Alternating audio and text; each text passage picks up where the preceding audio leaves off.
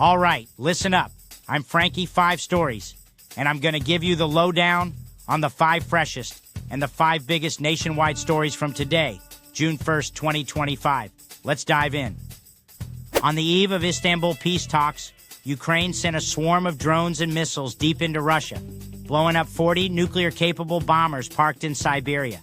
Meanwhile, Russia fired back with an overnight barrage of 472 drones, the biggest horde yet, buzzing into Ukrainian airspace like angry hornets.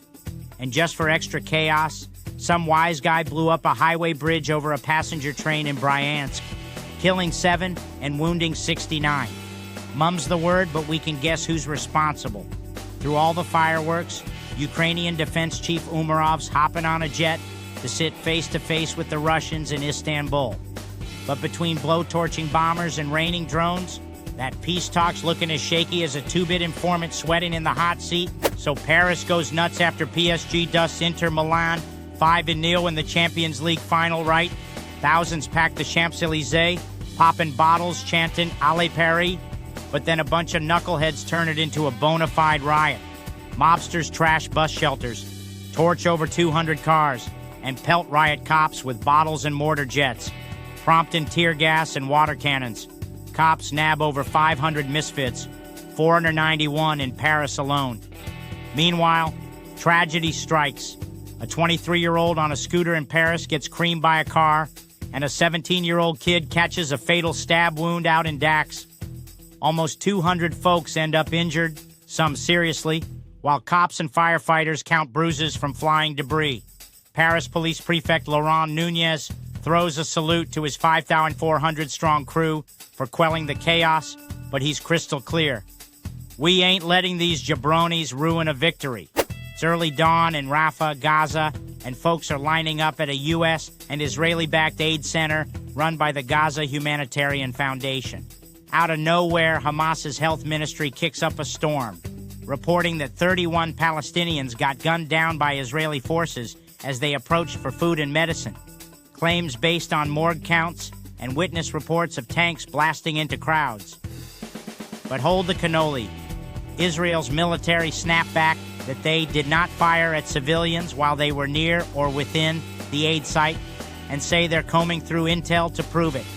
Even the Gaza Humanitarian Foundation pipes up, calling the massacre reports fabricated and pointing the finger at Hamas's propaganda machine.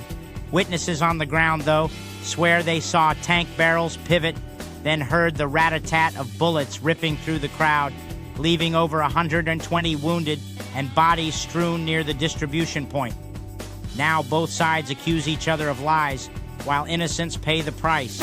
On June 1st, the UK cracked down, outlawing disposable vapes faster than a snitch hits the pavement. Shops and supermarkets can't stock them.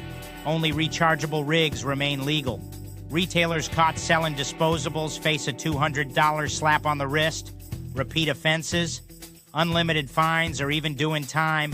But don't think these wise guys just vanished. Vendors pivoted quicker than a getaway car, pushing pod-based devices that still act like disposables when kids torch through them. Ministers promise it'll dent that $5 million a week e-waste infestation and choke off youth vaping. Though experts sniff that teens will just hoard stock or dodge to black market deals. Environmentalists cheer, seeing fewer lithium batteries in rivers, but health docs warn that without stricter rules on flavors and marketing, this ban's a half-stepped waltz that won't finish the job. Keep your eyes peeled. This racket's far from over. Trump's pardon mitts have created a goldmine for lobbyists. Firms like ABC Consulting are hustling clients to pony up to $5 million a pop to get their name in front of Big Don. It's like the Wild West, one Trump ally sniffs. You can charge whatever you want, and Congress's old DOJ process be damned. 50% of these lobbyist inquiries nowadays are for pardons, up from a measly 2% last cycle, because folks know you gotta have connections and the money to dodge the slammer. Annual billings for these pardon pushers have soared into 7 figures. Everyone wants a get-out-of-jail-free card from the Don. Critics howl about pay-to-play corruption. But the deal's legal as long as you ain't bribing. It's just the art of the hustle. And hey, in Trump's world, loyalty pays back. keep the presses running and the cigars smoking. Business is booming, baby. For a no BS take on everyday's news, please like this video and hit subscribe.